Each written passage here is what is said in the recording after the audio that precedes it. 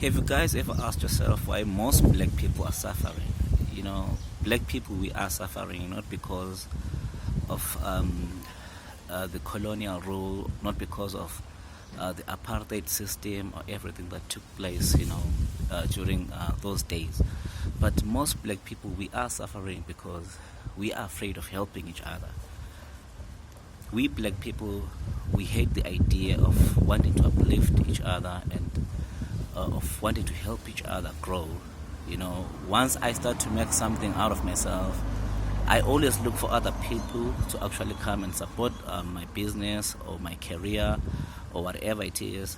But once we make it to the top, we have this tendency of forgetting where we actually come from. And we also have this tendency of, what if I help that person? It's going to be better than me. I think that's the most painful part about us as black people. Even if you look at today, how blacks are fighting each other, we're fighting each other like nobody's business. We don't even have some form of compassion. We treat each other like we're in a zoo. We are ready to explode. You'll see people fighting for one stupid thing as why is that person from a different country, or why is that person, why does they belong, or why do they belong to a certain tribe of people. We always fighting, and it's highly unlikely to see white people fighting over such stupid things. So my point is, I think it's about time we as black people, we come together and be one, and let's try to uplift each other, in whichever possible way. Let's grow together. Let's get rid of this tendency whereby if I'm making it big, so it only has to be me. We can all be big and we can all help each other and grow. You see? So black people, let's stop fighting each other. Let's stop being jealous of each other, because that's the most critical thing about us, this jealousy that we have about one another.